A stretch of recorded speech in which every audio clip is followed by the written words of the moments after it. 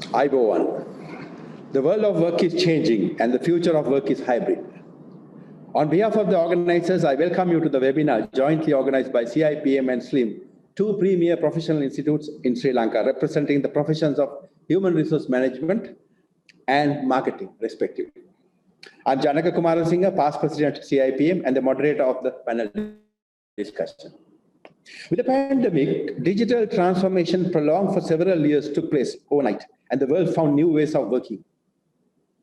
The sustenance of hybrid models of working can lead to better outcomes to many stakeholders. To dwell on this topic, we have a panel consisting the two presidents and council members representing both institutes. To introduce the ladies first, we have Mrs. Thilanka Abeywardena, the President, Sri Lanka Institute of Marketing, Chief Marketing Officer Lead, Southeast Asia, New Markets of Microsoft. And she is the first ever lady president of Sri Lanka Institute of Marketing. Also representing SLIM, we have Dr. Thesara Jayawardane, Senior Lecturer, Head of the Business Department of Industrial Management and Director of Business Research Unit, University of Moderator. She is also a council member of SLIM. Representing CIPM, we have President Mr. Jayantha Amarasinghe, DGMHR Ceylon Bank, with several years of international and local banking exposure. He is a LLB graduate of University of Colombo, attorney at law, a diplomate in HR and marketing. Also with us, we have Mr. Vijayakumar, the Vice President CIPM, who has over 30 years experience in people and general management in Sri Lanka and overseas, and known as a people leader. I am privileged to be the moderator with such an eminent and diverse panel, experienced with different industries such as banking, technology, hospitality, and academia, in front of such an august virtual assembly. Without much ado, let's go to the discussion. The world of work is changing and the future of work is hybrid. Jayantha, why did you select this topic first of all? Yeah. Good evening, everyone. So thank you very much for joining CIPM and SLIM collaboration seminar on going to discuss the hybrid culture. Mr. Janaka Kumarasinghe, thank you for, you have come forward to be the moderator of this important topic, which is highly critical for this country in the current context. And also from the CIPM point of view, that our Vice President, Mr. K. Vijayakumar, also joining. And first of all, I need to recognize and respect our Thilanka Abeywardena SLIM President, who has come forward today to deliberate this discussion as the other big professional institute, in this country. So we as, two professional institutions, we realize the challenges our corporate society and also our people and the organizations, industries, everyone is going through in this due to this COVID pandemic challenges. So this has been the reason that Mr. Kumarasinghe, brought this idea. Let us discuss what will be the future of work. We have chosen this topic because there are fundamental reasons. There are multiple reasons. You can remember that COVID, of course, started disturbing our life, our corporate affairs, day-to-day life, and businesses somewhere in last year, 16th of March, 2020. Since then, it has been, dictating and controlling our lifestyle. In other case, we are being controlled by other factors, but in this case, we have been controlled by COVID pandemic virus. The way we work, how we work, what the percentage of employees should come to office, who should work, what are the enterprise coming under essential services, and whether you can travel abroad, everything is managed and controlled by COVID virus. So it's a very surprising, and also we have never come through We have never come across this kind of situations in the past. Now what we do? We observe the competition. What is the competition? Between the coronavirus and the process of vaccination. That's it, we see. And the other statistics as well. What are the statistics? How many areas under lockdown? What are the companies that required to be categorized as essential services? And what percentage of employees can come to office? And also what are the working hours? These are the things that we daily monitor, and it has become ongoing discussions. And also we have to review carefully and closely what are the new terms and conditions is going to be released by the regulators. So this has been the day-to-day life. Why I'm saying that? Now, if you really analyze the workforce, in global workforce today, somewhere around, yes, let's take the total population in the world, somewhere equivalent to 8 billion. So out of 8 billion, our workforce is going to be somewhere around 3.5 billion. 3.5 billion workforce. When it comes to Sri Lanka, our workforce will be somewhere around 6.5 million. No, in a case that you try to take 10% of your workforce in the country, in Sri Lanka, is going to stay at home without coming to office, do you think that is a good move? Not at all. They have to be productive. If you ask me, the 10% of 6.5 billion is substantial amount. Now, in line with the government regulations and the instructions and the safety protocols, whether we like it or not, we are compelled to believe those standards and cut down or limit your employees coming to office. But it has never stopped us to deliver the core values to our customers. There is no any other observations or supporting channels for us to say, no, today is Wednesday, today is you have 20% of your workforce, so let us delay your services to the customers. No, hardly any such terms and conditions coming. Customers are demanding. Customers are demanding. Regulators are controlling, and safety, health, and safety, the health authority are behind us to look after our life. So these are the fundamentals, these are the compulsions for us to manage day-to-day life.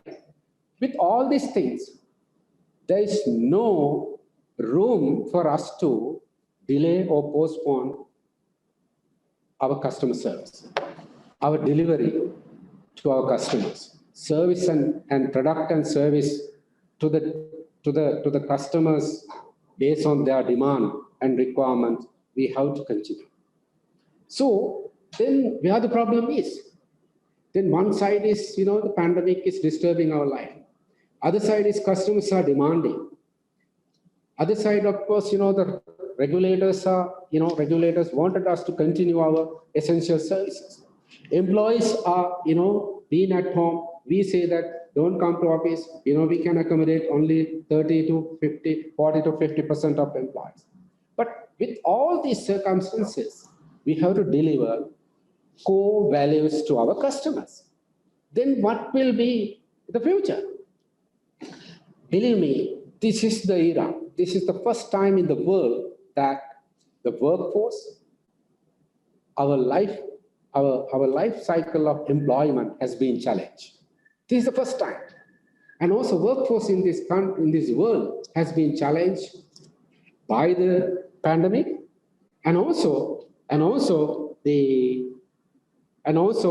it has been challenged by the coronavirus, and badly and very sadly. So because of that, what are the options available? So then we have to go through new operating model. How we can deliver the core values and basic customer needs to our society. If you take one or two examples, of course, Thilanka will take us through multiple reasons, multiple operating models where we can see through in coming years, in future. What I try to establish the fact that there are compulsions, there are fundamentals around us for us to have the sustainable business model. We cannot have intervals in our business continuity. So then we need our staff in office. We need to ensure their safety and the employee well-being.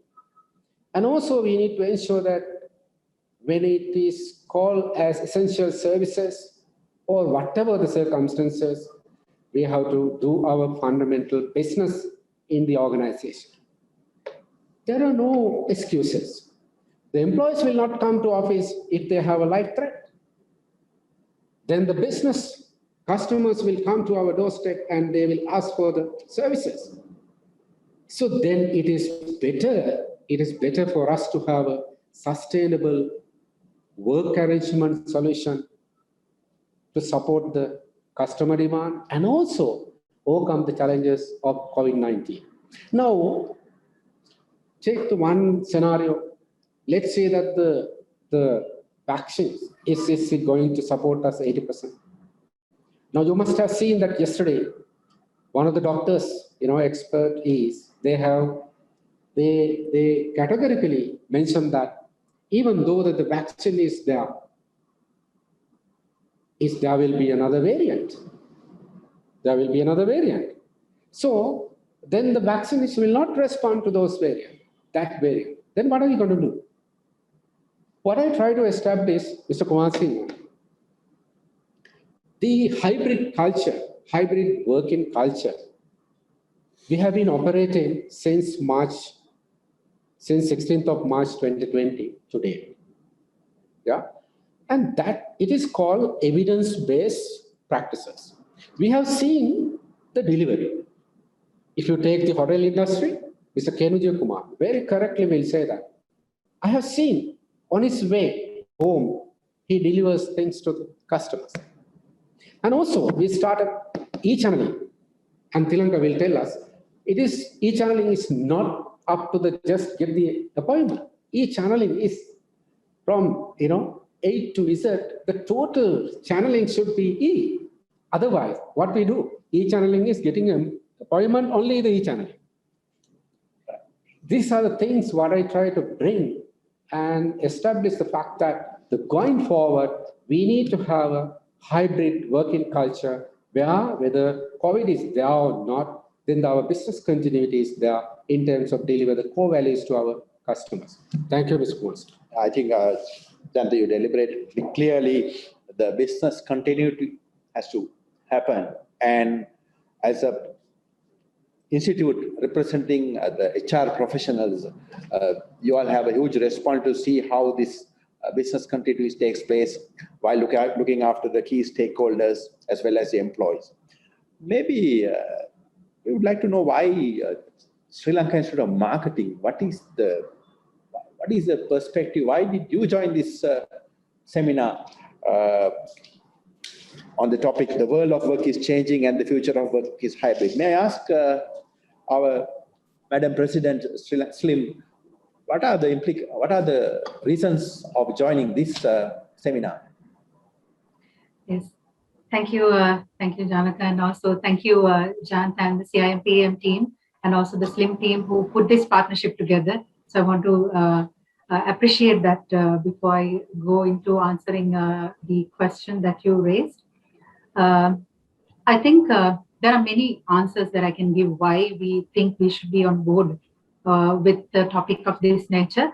But I would like to, for the benefit of time, I would like to point out like two areas, or rather two reasons why SLIM as the national body for marketing also have an interest in a topic of this nature and how it impacts marketers. I think the number one topic is, so I think as Jayantha very rightly said, there's a people element, there's a huge people element, how to work and hybrid work, kind of challenges. So that's very real. And with the current pandemic, so everyone is saying, and especially McKinsey also says, we are currently in a double disruption. So we were already on a digital disruption. We already had that with or without the pandemic. And with the pandemic, we are now in a double disruption. So it's actually changing the world in a way that probably we wouldn't have known. So in a situation like this, we as the national body for marketing, I think our marketers' role is changing. As much as we talk about the hybrid workplace, marketers' role is completely changing. How do we do marketing? How do we do sales? How are we going to do branch operations? How is it that customer experience? So I think the whole everything elements of the marketing profession is changing within this 2 words. I would say hybrid workplace, though it's just 2 words. I think within that, the marketing profession is completely changing. I think that actually gives us a reason to join hands with CIPM, why we should be talking about this topic. That's number 1. And I think number 2 is, as Jayantha earlier mentioned, the business models are being challenged. I think, can we work the way we used to work? I think it's no more, it's not going to even be a question. I think, for an example, if having a digital channel used to be a competitive advantage for you, it's no more the case now. It has become your bare minimum, or rather, it's a hygiene factor. It's a must-have. So that means our customers or consumers' expectations are also, the bar is being raised. So the business models are changing. So I think there are a few examples, very, very fast if I throw. I think during the first lockdown, I think SLIM also undertook the Restart Sri Lanka campaign as a national campaign, and the phase 2 is coming, which I will speak at the end of this session. So in that, we saw some companies using their existing facilities, and if they have been doing the business the same way, they would have gone out of business, or they would have had very low income. So, but instead they have transformed the facilities that they have and really, gone into transforming business models. I'll just say an example. When you were manufacturing liquor, you'd convert that to hand sanitizer. When you manufacture umbrellas, I'm not going to say brands on purpose. So when you manufacture like umbrella and that kind of material, you convert that to PPE kits. And when you have like facilities to do like gifting and, like gift deliveries and things, you convert that to essentials delivery. So there are many ways that you use your existing facilities, but you actually transform your business to cater to the new demands with this pandemic. So I think I will stick to that as the first question. I think I'll cover more things as we go. But coming back, before I close, coming back to Janaka, your question, why we should be here, I think marketers' role is changing. It's really time that HR and marketing also really work together to figure this out. How we handle frontliners, how we handle sales, how do we handle brands and these channels. And there's a huge role I think marketers and HR should play together. So that's one. And the second one is the way we do business is changing and our competitive advantages are becoming hygiene factors. So definitely it's challenging us to think and do things differently. So coming back to your question, I hope I answered. So I think I'll cover more things in the second question. Thank you. Thank you, Thilanka. Thank you, because I think you clearly say that we are jointly organizing this because some of the problems in the world has to be handled in a multidisciplinary approach rather than using single professional approach. So we are clear why the 2 institutes are here to dwell on this topic. Maybe I'll go to the next question to Ken. Now as an experienced people leader, what are the workforce-related challenges you see with this pandemic situation? Janaka, yeah, good question. Now see, it is actually a mental block. See, the workforce have never seen such a sudden challenge. I mean, all these people, early morning they woke up, 7 o'clock, and they are, their children see, the parents go to work, and they come back in the afternoon around 5 o'clock in the evening, and suddenly the parents are at home. And I mean, also for them, these people who have a habit of going to work, they are at home. So I mean, that's a mental block. Okay, oh, are we doing? I mean, what are we doing rather than working? Are we prepared to work from home? That is a mental block. That is number one. Again, on the other side of from the employer point of view, okay, I need to pay the salaries. How am I going to pay the salaries? Even though they have been asked to stay at home, they are not, adding any value. They are not contributing to the productivity. They are asked to stay back at home. How am I going to pay the salary? So there are two workforce challenges. One from the employee side, the other from the employer side. If you look at the employer side, we need to prepare the workforce to face this new model of hybrid working. That's the mental block. It's a cultural change. If you see last couple of days or last couple of weeks, they brought this transportation or movement limitation. Travel restriction. Or travel restriction. However, they said, okay, only essential service should be on the road. But I faced the traffic jam during the travel restriction. Yeah. So our people prepared to stay at home. That is one. Everybody wants to go to office. The other one, Janaka, the management. The management knows on the other side. Except for the companies, like the IT, the BPO, the KPO, or the telco companies. There are other sectors. They expect even the office employees to be present to work on a daily basis. They call themselves as essential service, whereas they can work from home. They can go to work probably 1 or 2 days. The rest they can work from home.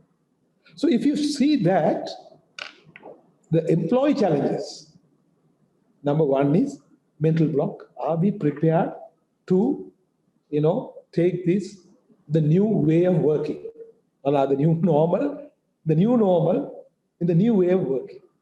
Employers are prepared. Also, employees are prepared, except for there are exceptions, I would say. But are they prepared? Number two, on the employment challenges, the job description changes, isn't it? Now, I think as Jayantha said earlier, now actually being HR director, now we need to pay our salaries for employees. So we can't find, hiring vehicles to go and deliver the food. Whereas I work for hospitality industry. So we decided, okay, how about senior management? Why can't we do? So as an HR director, I took the leadership, then I went and delivered. And outsource security. And we are going to pay for the outsource security. Then we decided, why can't our internal staff do the function of security? Why can't the internal staff do the function of driving or transportation or whatever? So employee challenges, one is from the employee side, the other one is from the employer side. Whatever we're discussing, the mental block, the cultural thinking. So it shows that, Ken, I think the importance of people management, the human resource management is also is key. It's a key factor to survive in this market and grow in this market. Yes. Thanks for these experiences you have shared. From a business continuity point, now when you look at this hybrid models, people are still working. Will the concept of office be the same? Because nowadays people are used to go to office, other office, come back. But will be the same in the future? And what type of jobs will remain? What type of jobs can be done through hybrid? And what type of jobs cannot be done through hybrid? Can you highlight some points on this, Dr. Thesara? Certainly, yes. First and foremost, Abeywardena, and good evening to all of you. And I would like to take this opportunity to actually thank Mrs. Thilanka Abeywardena, the president of SLIM, and Mr. Janaka, Mr. Jayantha, and Mr. Ken of CIPM for inviting me to be a part of this significant and memorable webinar. So going back to the question, are all jobs suitable for working from home arrangements? That is what we need to find out. When work sites and premises were closed and across the entire company as a precautionary measure for COVID or as a result of the government directive, companies were able to implement working from home arrangements to achieve continuity of service, to maintain productivity, to preserve jobs while safeguarding the safety of the and the health of the workers. So research done so far estimates that closer to 18% of workers have occupations that are suitable for working from home and live in countries with the infrastructure to enable such an environment. And the responsibility of working from home arrangement is shared, and it requires the commitment of both the employer and the worker to make it successful. So both employers and workers should be practical, flexible, and sensible to each other's situation when implementing this working from home arrangement. So before rolling out to this arrangement, employers should first assess if it's possible and practical for the job functions and the job holder. So let me reiterate some points that they need to look at, which are, I presume are important. They must identify the job functions and tasks that can be done offsite. This may involve innovation and creativity to do things differently from the normal way of doing things. And they should assess mechanisms for connectivity, such as regular video conferencing calls and other means, and also assess the infrastructure, facilities, and tools available for working from home, like the internet connectivity and a reliable power supply, especially for Sri Lanka. And assess the legal requirements, obligations, and potential liability, taking into consideration the worker's situation and the job functions, equipment, and tools they needed, and also assess the workers' situation in terms of safety and health in their domestic environment and the actual ability to carry out the tasks required at home, and consider the potential impact of the workers' living arrangements. Like, for example, the worker may be having children or dependent care responsibilities, relationship strain or domestic violence, long-term health conditions, disabilities. So they must assess also the mental health concerns or possible future concerns that could arise through this working from home arrangement.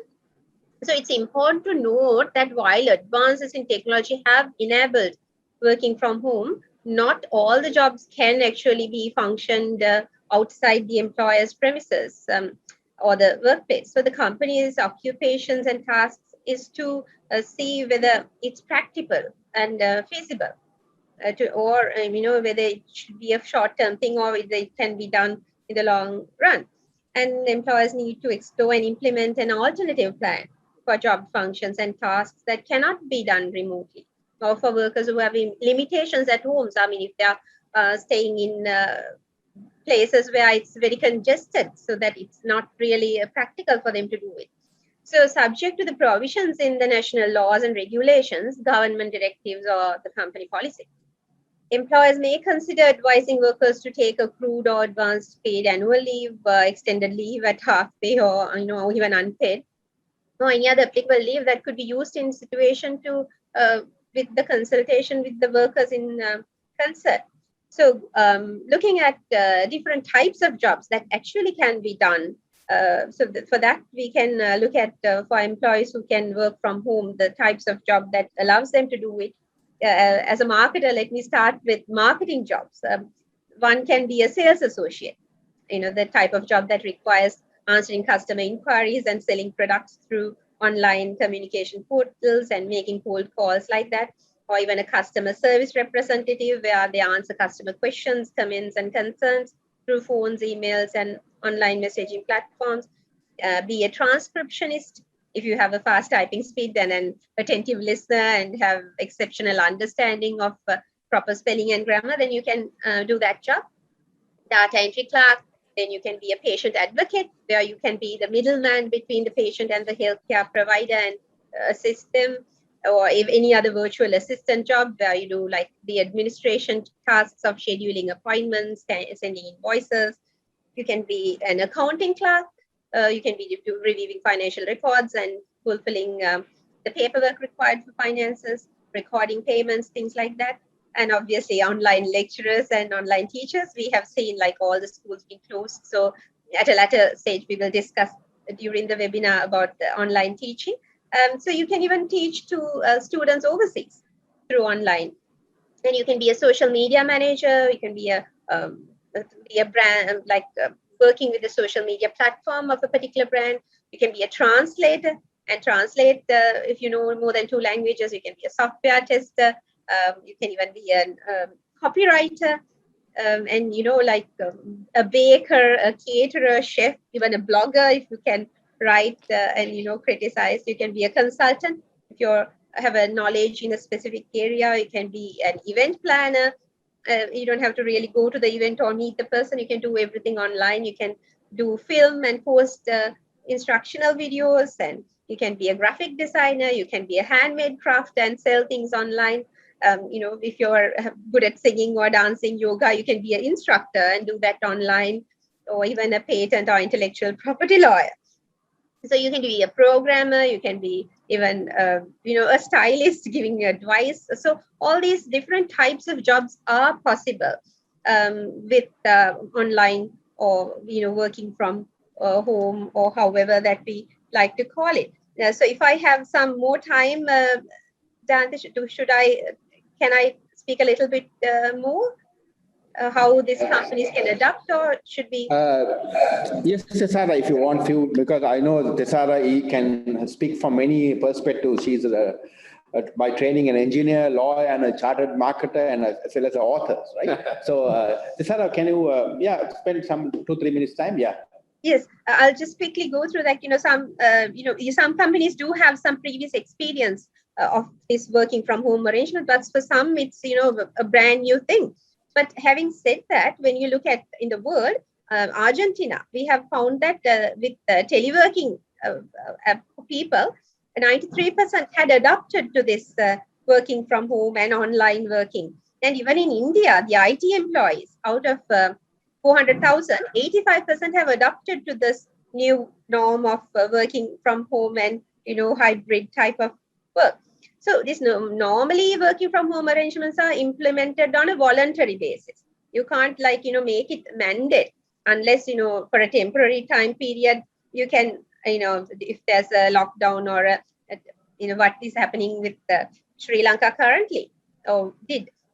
But things have to be in accordance with the Occupational Safety and Health Act, as well as especially for Sri Lanka as per the circulars offered by the Ministry of Health and Indigenous Medical Services. So therefore, we must make sure that things are safe and all right for the employees to work from home, and then these arrangements can be done and make it more feasible for us to continue with the working from home. I think we will speak more in a later stage on this regard. Thank you, Thesara. The audience can send their questions to the chat box, and we will try our best to answer as much as possible questions in time to come. And also to ask the question on technological and marketing perspectives. Maybe that I think Thilanka is the best. She works for Microsoft and represents SLIM. Thilanka, what are the technological and marketing and other implications of hybrid working? Yes, so let me start from the marketer's lens. So Janaka, I think I'll link back to my first answer and build up on that, the answer to the first question, because marketer's role has completely started changing with the pandemic and the hybrid work model. I think the impact on organizations is it has multiple angles. So one is for you to get the best out of your employees. I think any organization will have to really prioritize employees' mental health and their safety as the number one. If you are to really think of the benefit or rather the outcome of your employees in this current situation, I think any organization which will not prioritize employees' health and their safety I don't think will have any place in this current scenario. Because as Dr. Thesara also rightfully said, mental health is a really important area. So I think even for marketers, I think though I use the word marketing at large, so when you look at the kind of profession, so when it comes to a sales professional, when it comes to a brand custodian, and when it comes to branch operations, and especially when it comes to frontline operations, I think it's really important for organizations to understand there is a side to hybrid work which is not digital. Because I think many people, the moment that you say hybrid work, everyone thinks it's only digital. I think the side of hybrid work, which is about the societal aspects, the health aspects, and also equipping people with the right tools is also going to be important. Let me tell you a few examples. Say if you have a frontline sales force, I think now you must have converted to an online delivery model and all that. But still, the person who is going to deliver to the doorstep is still out there. So I think we all can, I know myself, the amount of things that we order online and try to avoid going out. But the reality is there's someone out there really taking our order and bringing it to ourselves. So I think it's really important, especially from a marketing angle, to equip our frontline with the right tools, the safety equipment, and the kind of training, how to operate, and think about their mental health as well. I mean, it's no easy task to, take a vehicle and go out and, be in a place and, go to houses that you don't even know who is there and, do this. I'm taking delivery as an example, but this applies to any role that actually is in a frontline position. So that's one side of the story. That means equipping your employees with the kind of things that you need, which are non-digital. And the other side is the digital skills that your employees would be needing. I think the moment that I think probably a year back, 1 year back, if you go backwards to 1 year back, imagine having a discussion and saying, sorry, I'm going to close all the classrooms and we are going to conduct all our lectures online. Imagine the face of our students. And suddenly you're going into the boardroom and saying, no more meetings happening in the boardroom and we will do everything online. Just picture faces 1 year back. So I think 1 year forward to the day that we are here today, I think it clearly shows the changes that have some have been forced, some have been naturally adopted. So I think we are in a place like that. So from marketing angle is one, and the other side is the digital skills. Are we really thinking whether the skill gap? Are we really helping our employees bridge that skill gap? Do they know how to take up meetings? Do they know how to use the technical skills? And as Dr. Thesara also mentioned, do they have a proper bandwidth and the kind of, it's like empowerment and facilitation so that they can really do the job properly.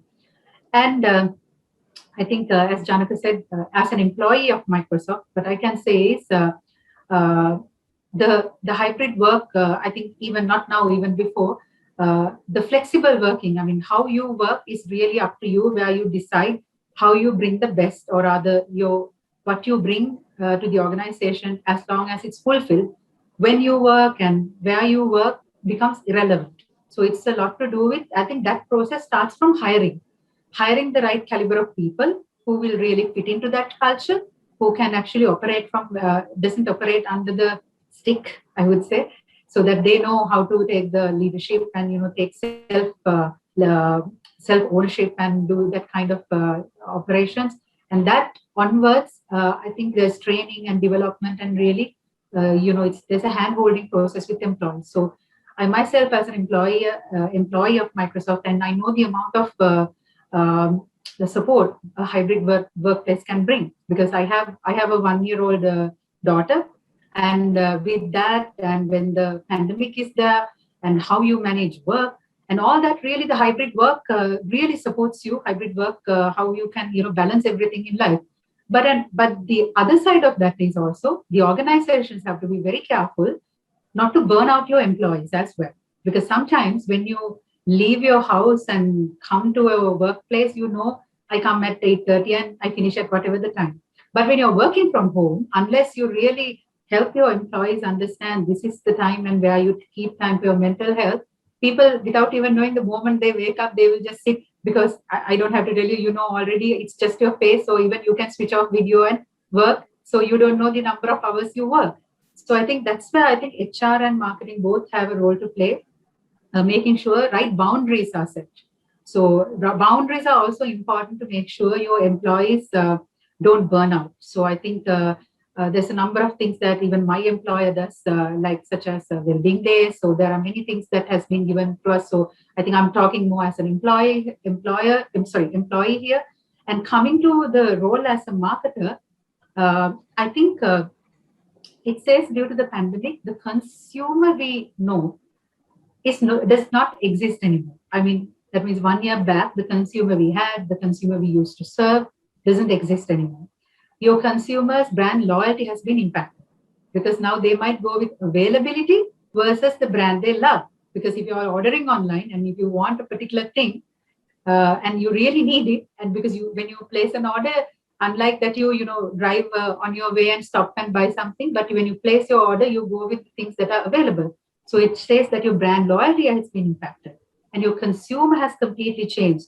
And it says during the pandemic only, some people made their very first e-commerce purchase. And when the pandemic is over, these consumers will never be the same. And they will definitely be in a hybrid work environment, not just us. Even the consumers and our serving end will also be in a hybrid working environment. So their expectations will be different. The expectations of the brand will be different. Expectations of the sales and marketing will also be different. And lastly, before I conclude my answer to this particular one, so technological and marketing, I think security also is going to be a very important one in this hybrid world. So as much as you embrace digital and get more and more people to come on board, it's very important you have the right kind of platforms and right tools at your organizations which safeguard you and your systems and your information from many cybersecurity threats. So that's another aspect to be very mindful of. So with that, I think answering Janaka to your question, so the technological marketing, the pandemic's impact on all these fronts, I think I can go on. There's a lot of things that are getting impacted. But in summary, for a marketer, I think every marketer must remember that your job, or rather your lens, you look at your consumer, has to change because your consumer has changed. And also, it's really important for organizations also to understand these changes and facilitate, not just digitally. I think that's the most important thing I'd like to highlight. Digital is one part, but hybrid work actually has many other things to look at as well. The mental health, the boundaries, and how you equip your employees to be safe. I think that all come together. That's the only way hybrid workplace will succeed. So thank you, Thilanka. I think so. Not only digital, there are other impacts, many impacts you have to consider working on hybrid models. So as the panelists have been talking, when working with hybrid models, we need to meet the customer demands within constraints. When you come to the labor force, there is a regulator, the labor department, or the labor laws of the country. So how can, maybe as a attorney at law, Jayantha, if I ask you, what are the constraints in working with this current legal scenario, as well as what would you like to see in the future if you want to solidify hybrid working models? Yeah, thank you, Mr. Kumarasinghe. Once again, I think Thilanka brought us very practical examples where we can see through in the industry in real practical context. And so as I said, Mr. Kumarasinghe, at the beginning, there are compulsions. Compulsion in the sense, now the regulators and everyone wanted us to limit our gathering, limit our number of staff, number of people in the workforce at any given time, because this is going to be the same in coming years, coming months and coming years. Why I'm saying that, in case that if there is a COVID patient, identified, so they will easily say that the entire department or a flow or a unit is going to be closed. So then, are you going to keep them at home? No, it's not going to work. It's not going to work, because 14 days plus another 4 days. In case they will come and say that, still I have some, implications, and then they have to stay at home. So there are compulsions, we are compelled to limit the number of, populations in one particular unit or department, in an organization.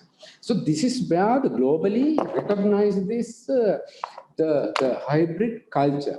Now, if I take you through, Mr. Kumarasinghe, the Amazon.com is 50% of workforce is going to be working from home. And also the American Express is 30% of employees. And the Hitachi is a manufacturing company, is 20 to 30% of forever. they have decided to go on, to go on the basis of the working from home. And there are, you can see through, because I'm not going to mention any local industries because it's not good for our deliberation. But there are many. If you take the Facebook, it's almost, you know that technology-driven organization, but Facebook also, they have decided forever, nearly about 60% or 70% of employees is going to work from home. Why? That they have created that culture. So what I try to bring here that, our regulators should start thinking what's happening in the global market. Because if this COVID or pandemic situation is going to continue, we cannot close down our operation. We cannot compromise our budgets, our profits, our sustainable business, business model. And we cannot compromise the business continuity. Then what is available for us? Let us evidence-based HR practices, evidence-based practices. We have been doing very nicely since March to date. So let us continue.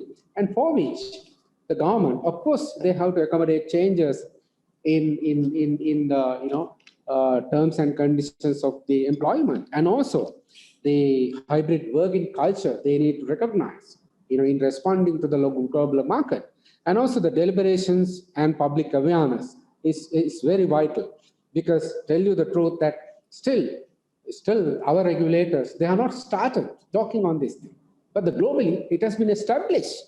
And the regulators to learn from other countries, they have to do that.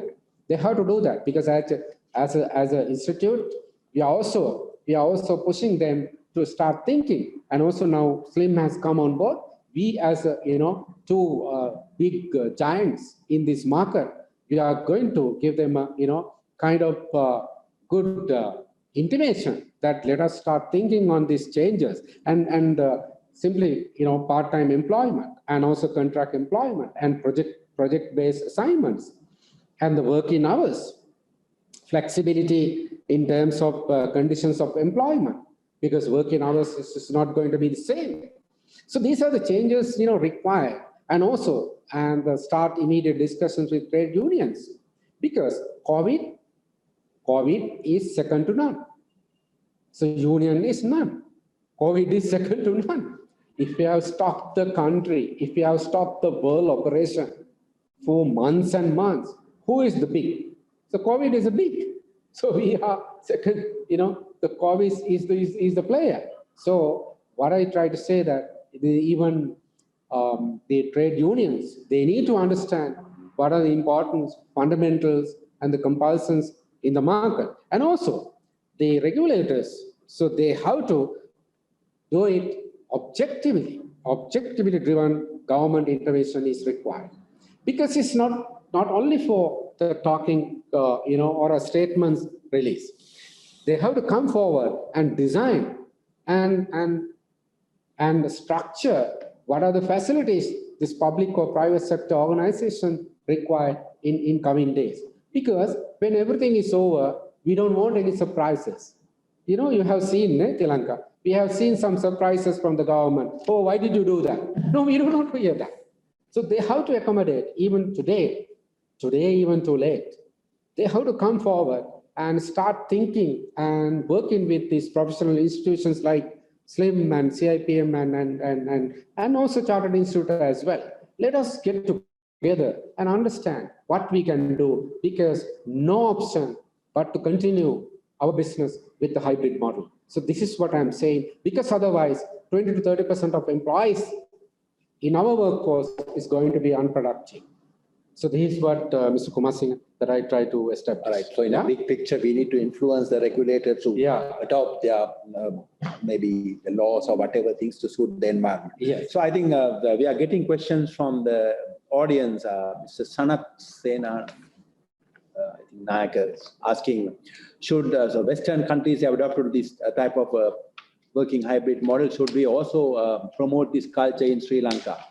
Of course, that's the very reason we are having this seminar and trying to create awareness and promote this culture. So thank you for that question. And also there is a question from Mrs. Felicia Anthony, representing trade shipping and logistic industry. She says they have to work, some are 85% of the people are working from home safely, but at the same time, the frontline workers has to go to the ports, meet the customs, and maybe they interact with COVID patients. So how to keep them motivated? So what are the things we can do as a HR professional, Ken, to keep them motivated during this time? Janaka, I think what they should do is now these front people, actually they have the risk exposure. They are going every day to work. And so I think one is you can financially motivate, paying additional incentives as opposed to other people who are working from home. That is one way of looking at. The other way of looking at, Janaka, take care of their families, especially, special medical tests and doctors or, medical clinics arranged for them and their families by the company, because all these people are exposed. And also probably they could, get a counselor or, somebody, to talk to these people, because they are doing something for the company. So I'm sure they will be motivated. So one is the financial incentives, a special financial incentive for them. The other one is taking the health care of them, setting up special clinics for them, company sponsored or doctor home visits, doctors, etc. The company to think proactively. Of course, it's costly, but anyway, you have to continue the business, you have to, invest money. So those are some of the initiatives the companies can adopt. Thank you. And also to dwell further on this area, so what are the cultural changes the organization needs to influence when managing people? Say, Janaka, I think it's all about communication. So see, probably the IT industry or the knowledge workers, where the knowledge workers, people are aware of what is happening, but where the industries are, more blue collar workers, I think companies has to do more communication, more town halls, talking to the employees, tell them about the situation, and educate those people how company should generate, income for them to pay their salary. Therefore, everybody has to contribute. So this is, new working environment, a new working model. So they need to be educated, and we have to give ownership for the employees as well to safeguard their future employment with the company. Because we need to bring them as partners. Otherwise, now if you look at the knowledge workers, they're educated, they know what is happening around the world. But especially blue collar workers, it is the duty of the company, duty of the HR department, I would say, to educate them through sort of, creating awareness campaign, through, whatever they do, they need to keep the people informed and say that, they got to, change the style of working, different working style, and, they have to go through some sort of inconvenience, but all that companies are doing to safeguard the employment and to pay their salaries. Thank you, Ken. There are some more questions from the audience. We'll come back to them. With this pandemic, the way we learn in the organization as well as outside are changing. So we have even a professional as well as an academic here, Dr. Thesara, representing University of Moderator.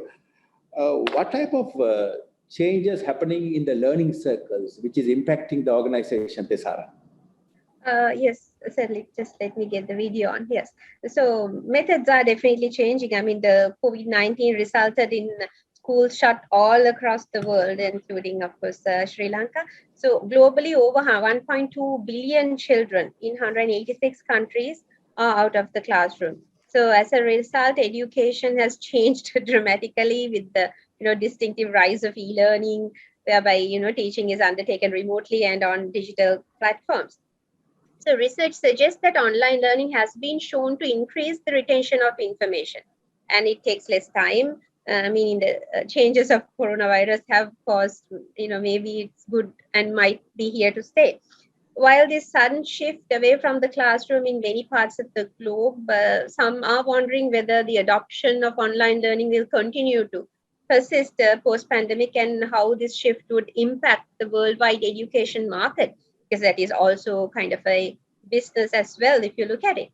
So before COVID-19 also, there was a high growth and adoption in education technology, with language apps and virtual tutoring, video conferencing tools, online software. So that usage was there even prior. But in response to this significant demand, many online platforms are now actually offering free access to their services to cater to the students who are in need.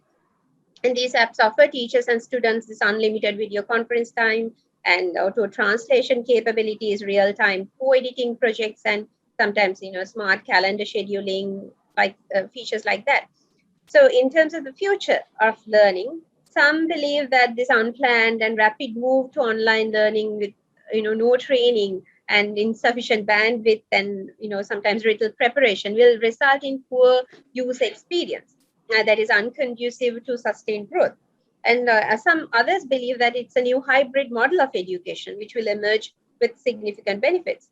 If I'm quoting Wang Chao, he's the vice president of Cloud, he says, I believe that the integration of information technology in education will further accelerate the online education and will eventually become an integral component of school education. And that's what most part of the world are wanting it to become.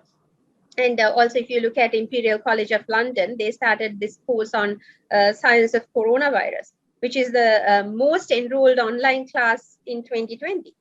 So many are, finding it beneficial. Like if I quote Dr. Amjad, who is a professor in the Jordan University, he says it has changed the way of learning and it has changed the way of teaching. It enables him as a teacher to reach out to the students efficiently, effectively through chat groups, video meetings, and document sharing. And he says that his students find it easy to communicate online. So he says that most of the university academics of his circle will stick to teaching online. But there are challenges of online learning. Some students without reliable internet access and technology struggle to participate in this digital learning. So this gap is seen all across countries and between, when you look at Switzerland, Norway, Australia, 95% of the students have their own laptop. Whereas in Asia, only even less than 30%, less than 1/3 of the students have a personal computer to access. Countries like New Zealand and Australia will provide the necessary resources to the students, but some countries are not in a position to do so. So, and another question that has been raised is whether it's actually effective, this online learning. If you do have the access to right technology, it is evident that learning online can be effective. There are research that shows that on average, students retain 25 to 60% more material when learning online compared to like 8 to 10% during classroom time. So they are able to learn faster and with less time. Like they say, there's a 40 to 60% of time saving during this fast learning of online that's been done. And also this effectiveness of online learning varies among age groups. The general consensus on children, like especially younger ones, is where you need a structured environment. Kids cannot be, put into online learning and they are not really that good with putting and be having their attention focused to a computer. They need that discipline, I suppose, that is required in the classroom. But in terms of higher education, I think it's a possibility that you can go beyond this structure and you can actually empower the student to do their own studying. In the student point of view, there are so many negatives. They say that the discipline is not there, and then no interaction. We don't have that peer discussions. We miss this productivity. You don't have that same feeling, all these things. And also even the lecturers find it missing. We don't have that experience. Even the lecturers find it hard to adapt to the technologies. To be very honest, some of the academics learn digital signing for the first time after the COVID. So all these exposure to new technologies and to be able to discuss and talk to a computer or a camera rather than a bunch of students is a difficulty, but it is something that can be adapted to and can bring better benefits. So it's clear that the pandemic disrupted the education system that traditional tools and the way of teaching has been changed with this new normal. So some people worry that, whether it would actually be a negative thing for the students and the future generations.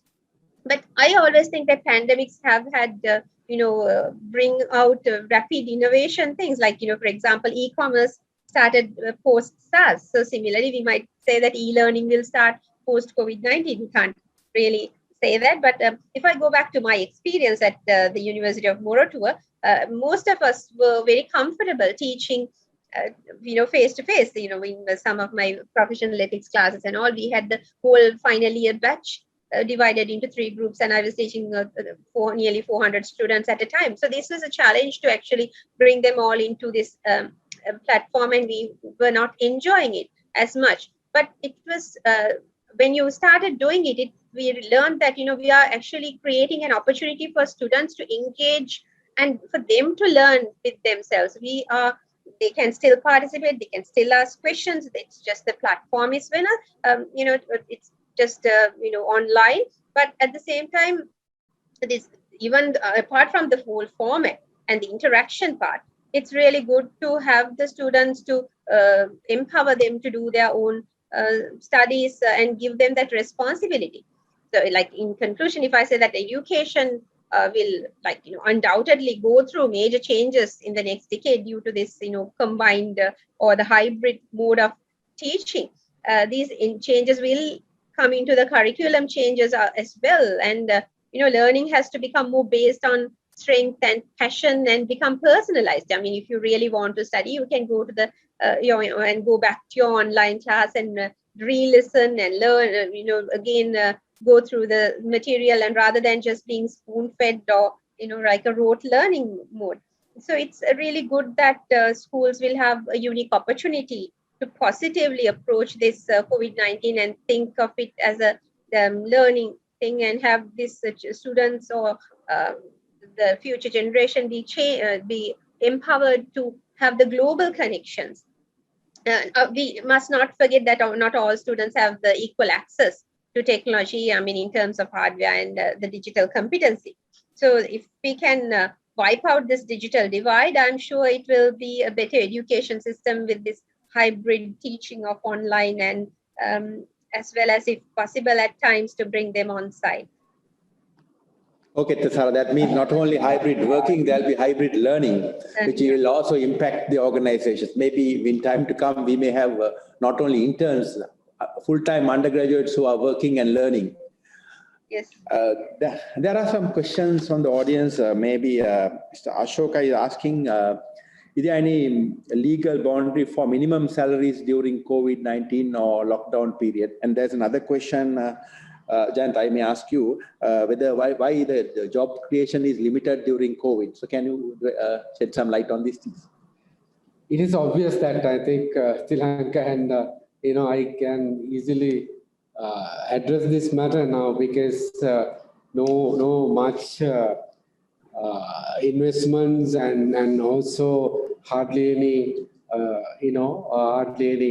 new business entities, and also the minimum number of operations we carry, and also limited number of employees working, and also the consumptions and the customer service are much limited, and also the hotel industry is delivering their minimum number of minimum level of services.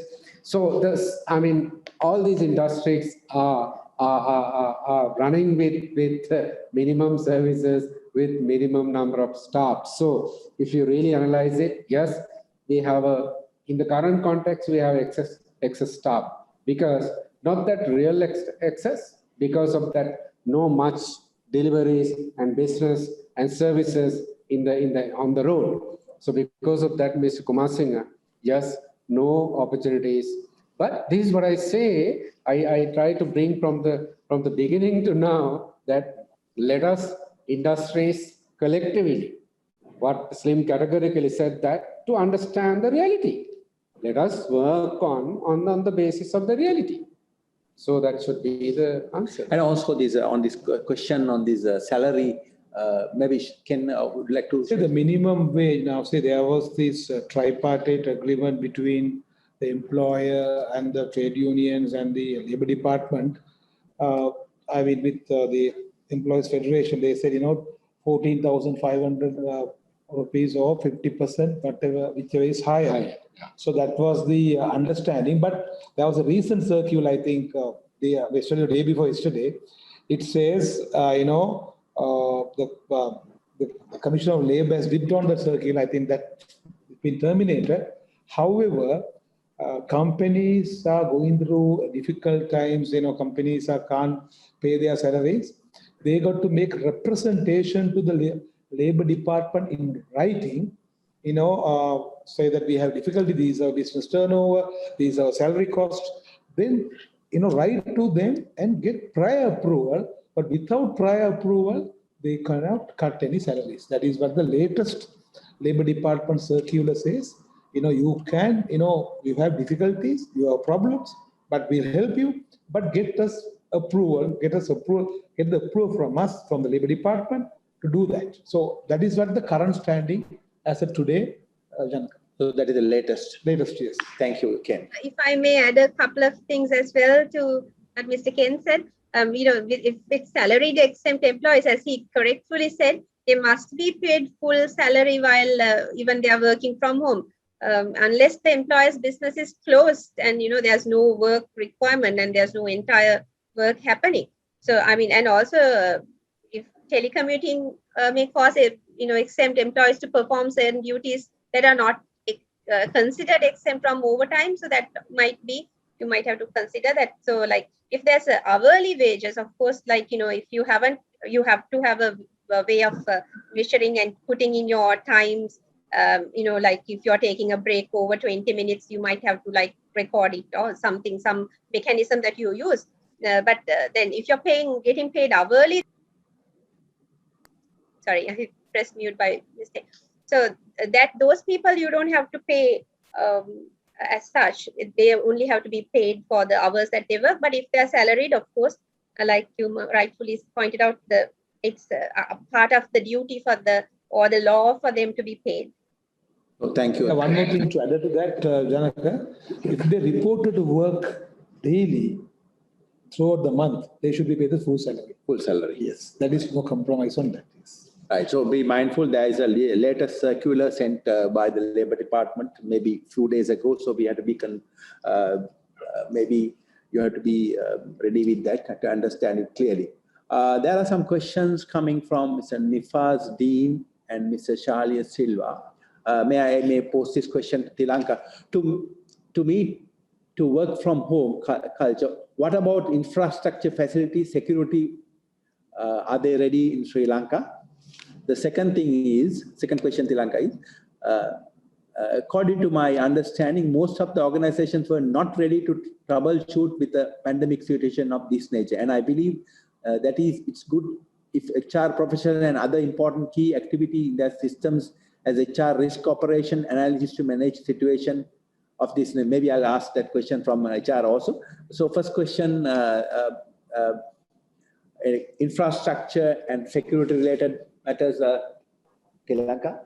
Yes, Janaka, thank you. And if you don't mind, I'd like to take that question. And also there's another question from a gentleman, Dayal Abeysinghe, about hybrid work model being task oriented. I would like to answer both these questions if you're okay. Sure. So starting from the resources or rather the infrastructure, definitely I think when the pandemic hit us, I think we weren't ready.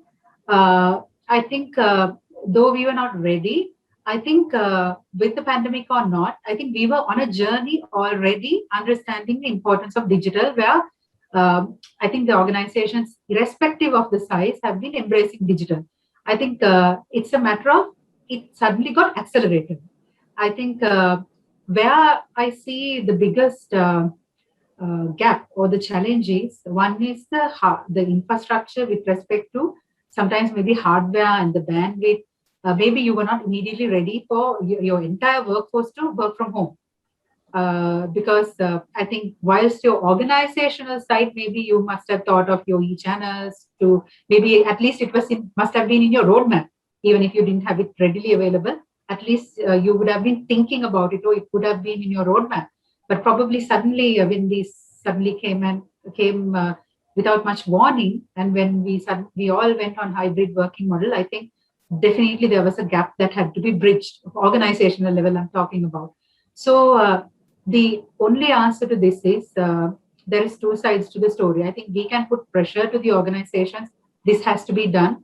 But we also have to look at the other side. I think even the organizations are struggling. I think sometimes it's the balance that we need to look at. I mean, from employee side, it's very fair, and it's very fair to discuss that. And from the employer side, also they're on a journey. I think whilst this gap is has not been 100% fulfilled, I think the gap is reducing now. That's the positive or the good sign we all must be happy about. I think with this, the sense of urgency, I think the organizations are quickly accelerating their roadmaps, and whatever they were planning to do in 3 years, probably they're trying to, do it now in 1 to 1.5 years, and also support their employees with the required infrastructure to maybe the hardware or systems. That's one side. And the security, I think earlier also I discussed, this is a very, very important topic, and that's where your platforms become really important. I don't intend to, since I represent Microsoft, I don't intend to, go details and actually explain about it, because I don't think I can. This is not the forum for that. But you need to have the right platforms and the systems which are by design, the security is inbuilt, so that the governance. I saw another person asking about governance and these ethics and all that be built in. That's why you have to make right choices about the platforms and systems you have. It's like very, it's built in, the security is built in, it's very protected, so that there is very less room for mistakes to happen. So I think that's a very crucial thing. I think probably maybe not more than HR and marketing, I think the ICT side of the organizations, HR definitely can influence this. Make sure that the right systems and right platforms and systems are in place, so the security is inbuilt, so that people don't have to really worry and think, is it okay to do this, okay to do that? But instead, you are working on a safe platform. I think that's very important when you are working in an environment like this. So that's. I hope I answered the question to a certain extent, Janaka. And with your permission, sorry. Please, Sure. If I may quickly answer the question of Mr. I think Dal Abeywardena, who is very briefly is asking, hybrid work really focus on the task-oriented structure than human. I think I'm not going to read the entire question, but what he's asking is hybrid work focuses on the task than the human aspect, and what strategies can really, change this. I think it's true if you really, I think by design, tasks can be measured easily. When you have like task 1, 2, 3, 4, 5, 6, whether that task was done or not. So I think by naturally, when we all are working remotely, tasks, people might think tasks is measuring tasks or being task oriented is the way to go. I'm not saying task oriented is bad, but it's really important organizational leaders to bring a culture which is outcome oriented than task orientation, because may it be marketing, may it be HR, whatever the function that your employees are in, understand what is that outcome you are expecting from your employees wherever in the world they will be based. So if you are talking about a marketer, I'll tell you an example. Maybe your head of marketing or CMO has a role to bring a number of leads, or say like a pipeline target, or like number of leads, or maybe a market share target. So measure them for the outcome rather than the task, saying, did you do the market launch? Did you do this? I think if you do all that right, your outcome can never go wrong.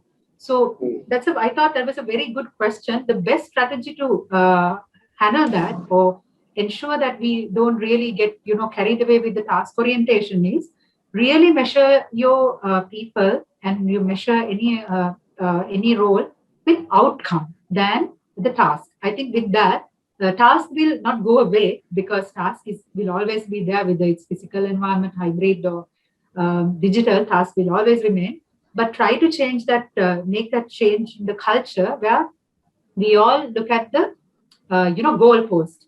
than how we get there, really the outcome. I think that's my answer to that question. I think, Thilanka, even you covered Mr. Sachin's question also, any advice on creating a performance-based culture with hybrid? So it's like focused on the outcome rather than on working on time and all, right? Maybe since there's an infrastructure-related limitation in security, now sometimes people don't find it difficult at home to work, bandwidth problems, other disturbances, security problem. Now there is a concept called co-working. Can you shed some light on this co-working? Will it popularize in Sri Lanka? Yeah, I think co-working space is getting popularized, but the only challenge is with the current pandemic situation, again, it's getting challenged, because I think it's a matter of the place that we are in. I think where your home has become the safest place. So I think definitely post-pandemic, I'm really sure that whatever that has been started for the co-working space will continue, and people will, come for common places and, not have like fixed facilities and like have fixed offices and instead have like shared working spaces. So those concepts will come in. But I think really with the pandemic, it's again, your home has become the safest place. So I believe at the end of the pandemic, or rather of that good day we all expect would come soon, definitely those concepts will pick up again. But at the moment, the infrastructure is really about how you safely work from home or whatever the safe environment that you are in. I think even if it's work, I think many organizations are now currently getting only a percentage of work. So I think you're not getting the entire workforce in. I think it's percentages. The co-working space sometimes, and the shared working space, the issue can be where multiple places, people are coming from multiple places. It's not the same crowd. You don't know from where they're coming, and one day it can be another one person, the next day another person. So maybe not maybe at the moment, I'm not saying it's bad, it's really good, but at the moment it's challenged. But probably in a different time, when we are out of these challenges, where health is no more concerned, definitely that will be a major area everybody will be focusing on. Thank you, Thilanka. There's a question on this HR risk and operation analysis. Should it also become part of the HR manager's portfolio? So, Jayantha, can you delve some points on whether it should be part of HR professionals' role? Risk and operation analysis. Risk, yeah, because you want to cover the third question also? If you want, yes. Yeah. No, I will take you through some of the real HR transformation that taking place in the current context, because it will be highly important for this discussion. As I said at the beginning, human resources, the rather workforce has been hampered and challenged, as I said, badly and very sadly. So because of that, I think biggest transformation is going to be in a workplace arrangement, work arrangements. In that context, I think all the organizations in the country, let us focus our country. So our HR practitioners and the organizations and also the team leaders and the business leaders, they should work collectively on these changes in policies and the procedures and also the regulations and also the corporate value chain, because you have to bring the culture right. Because if one part of 1% of employees is going to work from home, that culture, the corporate culture, has to be established, and the total engagement of workforce need to be established. These things are highly important, and also the cultural integration. And then we have to work towards the training and development and the integration of governance structure. So this is where that Mr. Kumarasinghe mentioned, that the integrations of the governance structure, whether you are working from home or have come to office and work, it's going to be the same. Your governance structure and the compliance risk elements is going to be the same. So these are the things that we have established. Now we are too late, because now we have been experiencing these COVID situations for almost more than a year. Now all these organizations, they had enough time, including the government, including the regulators, they had enough time to fix the required risk elements in the country. Even if the areas, if they don't have data, it's obvious, the concern, all of us, these telecommunication companies would have come forward and established the required, data and the signals in the country. But they still have not come to the forefront. So this is something where I need to relook at it. And also the area that we need to work as HR practitioners and also the business leaders, the workforce planning in different options. So when I see the different options, you can see you need to identify what are the critical job roles where the employees should come to office and physically get involved. That you have to categorize. And also applicable and doable job roles. Applicable and doable job roles in the sense, what are the job roles and the functions where you can practice at home, working from home. So this need to be identified. And also low risk job roles. So this is where Kumarasinghe asked that, where the risk is getting involved. So we need to identify clearly what are the job roles has a lower risk that to perform, from home. And also some units, as Thesara said, that some units permanently can be executed, working from home, like call center. Thilanka also mentioned that, recovery, and also the data entry, and also the software development. So these are some functions that by now we should understand, and the business leaders should come forward and categorically put on practice. So this need to be done. And also the software development, etc. And also we have to start reskilling, and upskilling as well, where the employee is required. And also by now, guide to work from home. Guide to work from home, I think you have to by now, you need to must have telecaster. You have to educate your employees how you're going to work from home, how you're going to be productive, how you're going to mark your attendance, and how you're going to get involved with the workforce in the office. So these are the things by now, all the companies should have telecasted these guidelines and guide to work from home. And also digitalization, as Thilanka said that, yes, digitalization is not an option. By now, all the platforms and then everything should be intact. And then I always take coronavirus and this pandemic situation as an opportunity for us to define your new business model. Define your new business model. Because today, I know personally some restaurants, some hotels, some supermarket, we cannot mention, some supermarkets, restaurants, salons, they are making bigger money than the normal operation. How? So they have adopted the new operating model. And also build a future-ready workforce. Now the time is up. When you recruit, when you develop, when you assign work, let us understand, the future-ready workforce that you are forming up. So these are some of the things, and also leadership training. Now those days, the Thilanka and Thesara, we were developing leaders how to manage people at office. Now we have to develop people how to manage people who are working from home as well. It's a new concept. And also the focus on employee safety and health. The new rules and new regulations, need to discuss at the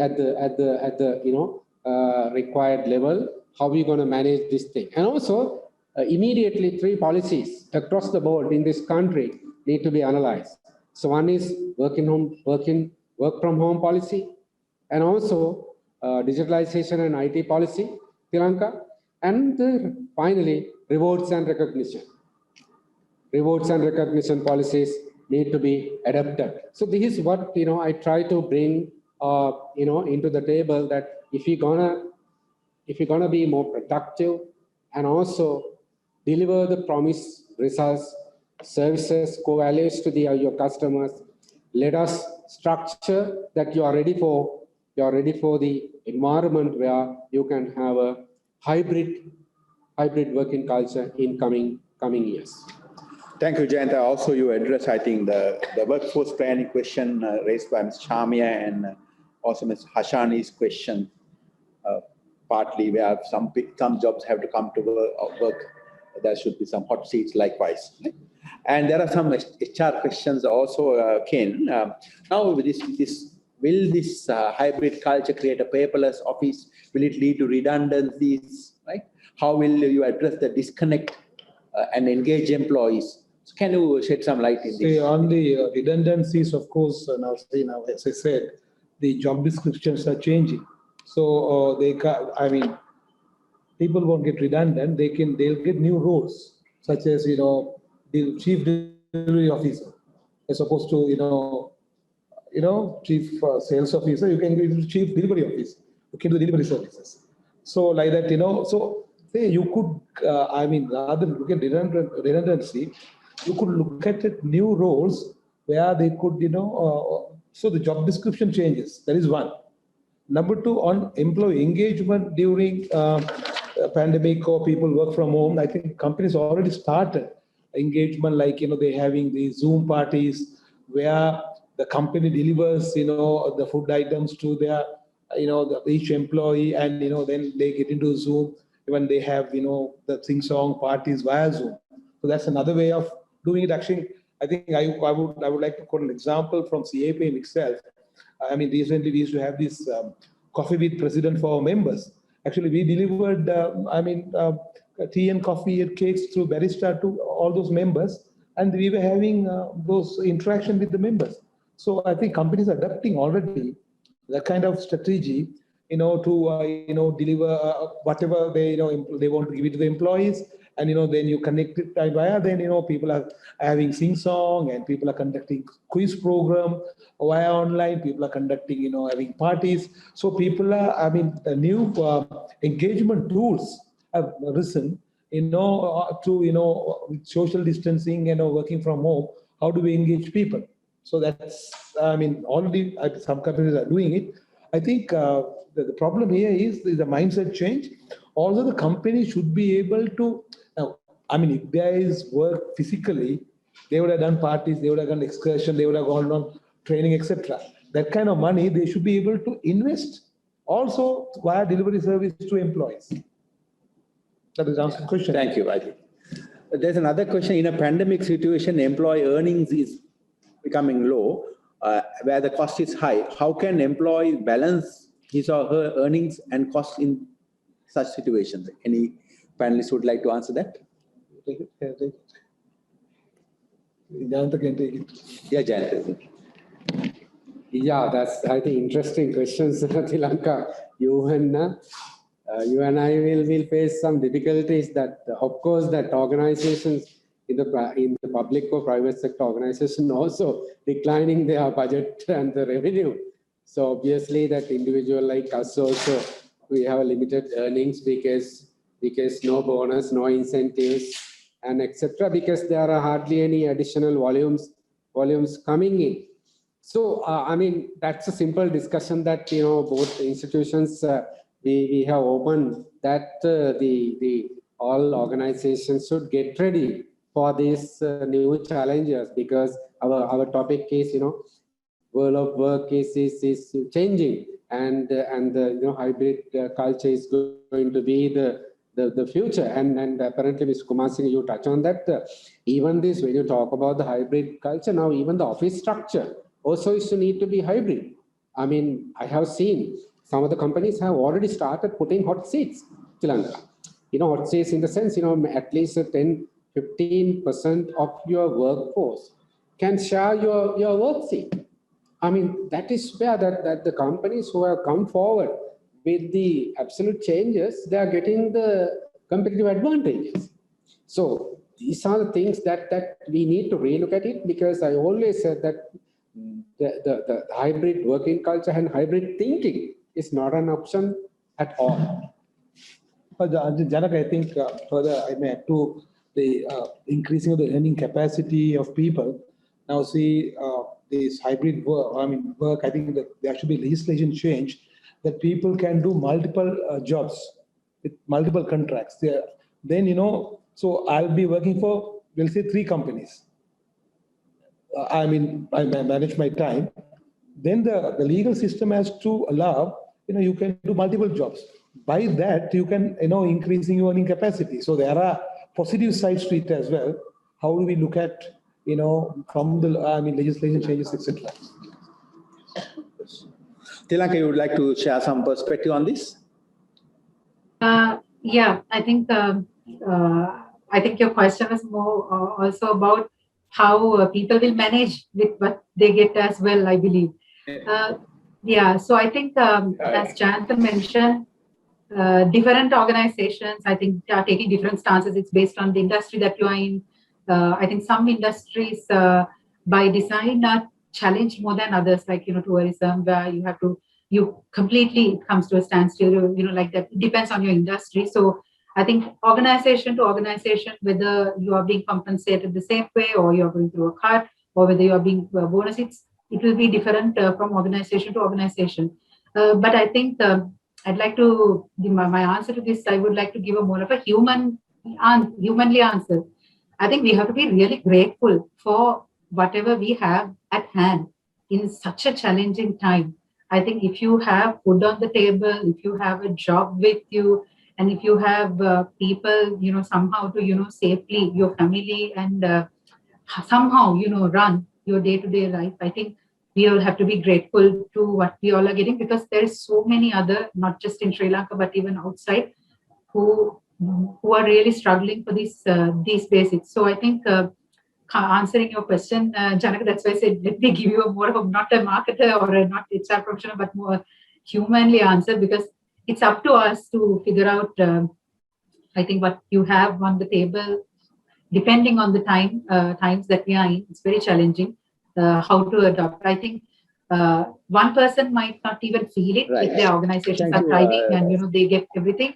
And if there is someone who is challenged, rather than getting into the comparison, the best is be grateful for whatever that we have at this moment. I think that's more of a humanly answer than a marketer's answer. Yeah, maybe I think, yes, we also sometimes we tend to cut down some of this recurrent expenditure, like buying clothes, spending on different type of junk foods and all, also can lead to a reduction of expenses. Now, I think there are some questions pouring, and also there is a question, Mrs. Samanthi Ramanayaka asking whether this recording of this session will be there. The organizers say that's possible. It will be uploaded to the YouTube, right? To the YouTube. And also we are running out of, and as this student Madhumali is asking, what should we do to face this type of situation, even from HR perspective? Maybe Dr. Thesara, for a student, would you like to, she's of course a HR person also, can you give some advice how to face such a situation? What is the situation? Like this pandemic situation, the challenges faced. So as how are we to face such situations? Maybe some sort of advice to a youngster. In this challenging environment, how they can continue the education, right? She say, yeah, education must and also work, yes. Yeah. Must be Thesara, yeah. Over to you, Thesara. No, sorry, she's working for an IT company. And also Thesara, you're on mute. I apologize. I was not aware that I was on mute, so I'll try to repeat. Yeah, so in terms of, if you're looking at the student perspective, of course, I mean, sharing the thoughts or experiences of the students, it's not really the most, convenient or the most liked situation. Most of the students would prefer, especially the tertiary education or the higher education, they want to be with the friends they love. Yeah, being human, it's part of being sociable. We like to flock and be with a group, so it's not the easiest to be stuck with your family members. But what I have been telling my students as well is that look at this time. I mean, it's something that we cannot avoid. I mean, it's not something we plan. We cannot avoid it. We have to adhere to the government regulations. We have to adhere to the health regulations. So what we can do is make the best of this time. This is a very good time to learn other skills, to develop your other hobbies, as well as while you're learning, because the time you save from commuting, the time you save from chatting with friends, all that can be taken for something more progressive for your future, because most of our students right now are doing actually this 2 courses rather than their first this course that they were doing initially. They have started doing other courses and adding to their basket of education, and also they are learning to be empowered. That's what I have seen mostly, because now you don't depend on the cookie or you don't depend on your friends for information. You are actually learning through the lecturer. It's more or less one-to-one learning and getting in the material, and you're facing examinations online, and you are learning these new technologies, which is enabling you to learn the new language, because it's making everybody's communication skills get better. Your writing and your learning, your listening of English has become better. And also the students can focus on being with the family, because sometimes after you finish the tertiary education, you try to, you relocate, you get married, or you go to another country. So that the time that you might lose while being in the university can be saved while being with the family, and you can appreciate this period and make the best of it. And what we have decided is, even in the future, we'll have this hybrid environment of learning for the students and the universities, where you might not have to come every day to the university. You might be doing 3 days of online teaching, learning, and 2 days of perhaps coming to the university. So those time that you are saving, you can use it to be an intern or do a part-time job and save some money. You get some pocket money or do a hobby. So all these other options are available. So don't look at this, online learning or this new way of teaching and learning as a negativity. You can always think of all the positive things and make it into a blessing in disguise, even though it's COVID. Thank you. Thank you. There is a silver line in every dark cloud, yes. Will the gig worker, part-time work arrangements be legalized since gig work? Yeah. Maybe Mr. Priyantarana Singh is asking that question. Jayantha, would you like to answer, give some perspective? Yeah, those are the things now. As I said at the beginning, Mr. Kumarasinghe, there is the part-time employment and the project-based employment. These are the options that the government and the regulators should review. Calling the private sector professional institutions like SLIM and chartered instead of CIPM, they should invite these real practitioners. They should not ask from the provincial sabha, mantri, but they should call the real practitioners and ask what are the options available in these things. So this is the time that we can introduce part-time employment and internship and contract of employment. And I always say that this is an opportunity for redefine the business model as well as redefine the government regulations as well. It is possible. Where the other countries are, it is very much available. Thank you. I think we even asked partly Mr. Ravi Mayan's question. In an employee take this opportunity to earn more by working for many organizations. I addressed it early. Yes. So these are the regulations. Yeah, and there are so many other questions. I'm sorry if we cannot answer because we need to be mindful of the time because you will get disconnected. Yeah. So. If I apologize if I have missed any questions from you all, because there are very valuable questions you have raised as an audience. Maybe let me ask Thilanka, the pandemic is changing lives. In the face of the pandemic, how shall we continue to innovate? Sorry, can you repeat the last part? The pandemic is changing lives. In the face of pandemic, how shall we continue to innovate? Yeah, as a SLIM, what are your plans to innovate? Absolutely. Thank you, Janaka, for that question. I think Dr. Thesara in her answer mentioned a very valuable point. Let me start from that. She said, none of us can think of pandemic as an opportunity. It's a burden on all of us. There's no question about it, the amount of pressure it puts on us. But I think we have to also, with this new normalcy, look at it in a way, how can we convert this threat now to an opportunity? There's no other choice as well. We have to live with it, and how can we figure out ways to deal with it and probably go beyond this. I think in that context, it's really important for us to understand the post-pandemic economic recovery is going to be a different game altogether. I think our economy, how we used to run, will not, I think we know the kind of contributors to our GDP and the way we used to run the economy, but with this digital disruption, and currently we are really, surviving on a domestic market? And when immediately these borders open, how will this market operate? And one thing I think as education institutes we all are facing is now there is international competition, which is fierce.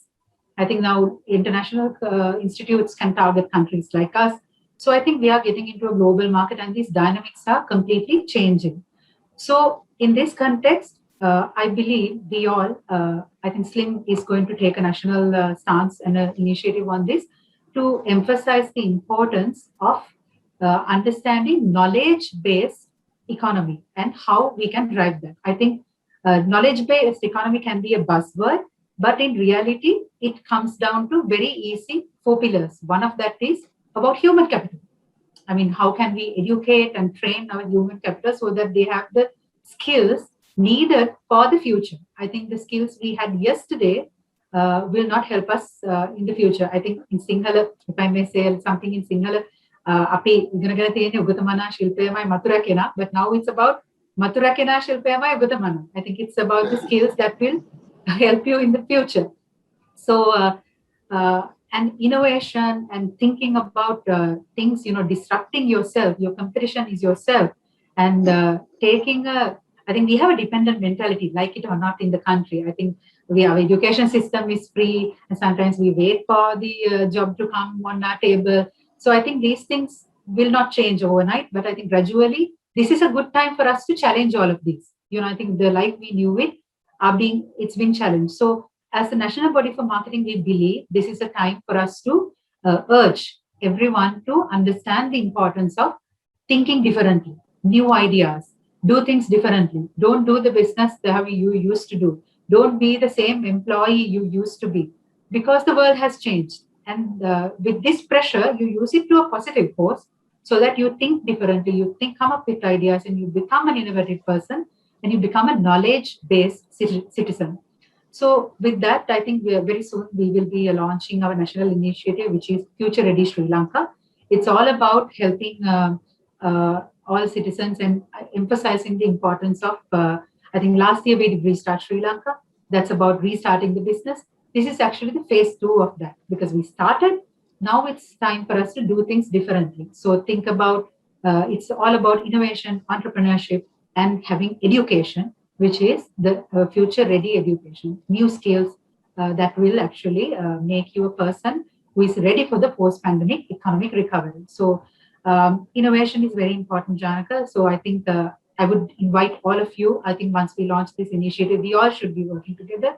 Though SLIM, we being the National Body for Marketing, though we bring that, it's not just our thing. It's going to be everyone's. I think we want to give it back to all of us, all associations.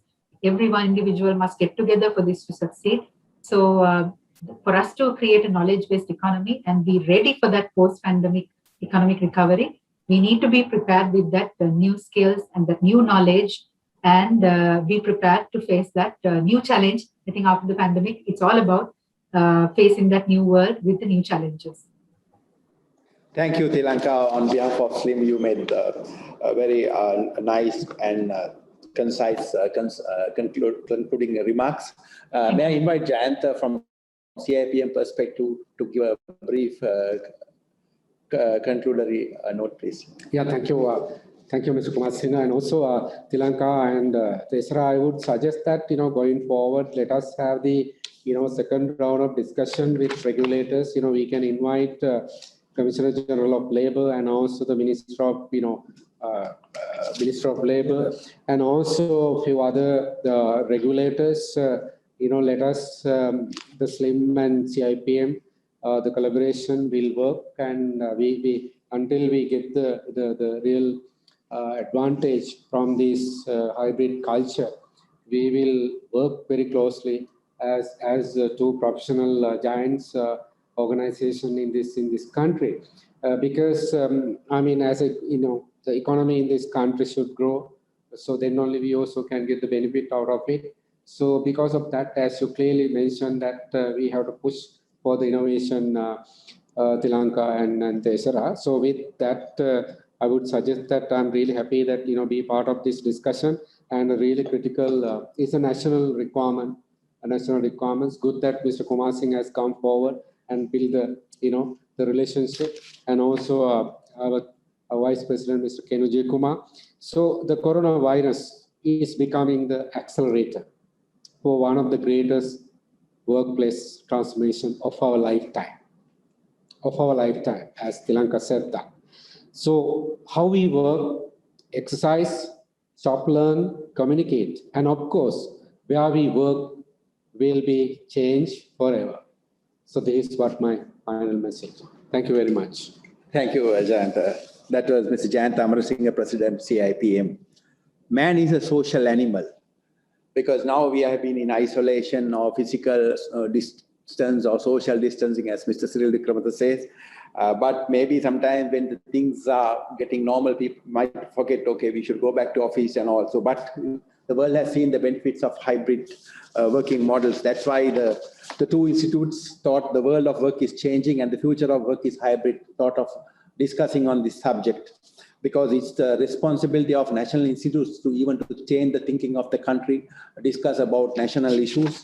So even now the world is going through a transformation, as Jayantha mentioned, and there's change happening. Actually, as Kurt Lewin said, in his model, unfreeze, change, and refreeze. Actually, unfreeze happened suddenly and change took place with no time. But now we need to refreeze with a lot of things like, okay, behavior change should happen, innovation should take place, the culture should change, and also the legal system should change to solidify the change. So with that closing remark, thank you very much for joining this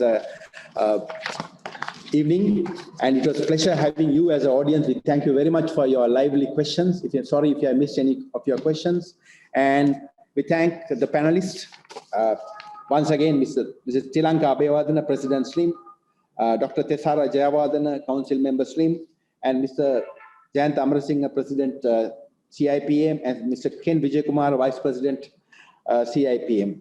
And also thank you, SLIM, CIPM, all members for joining hand on this occasion, and also all the staff members of CIPM and SLIM for supporting to make this event a success. Thank you very much and good night. Thank you.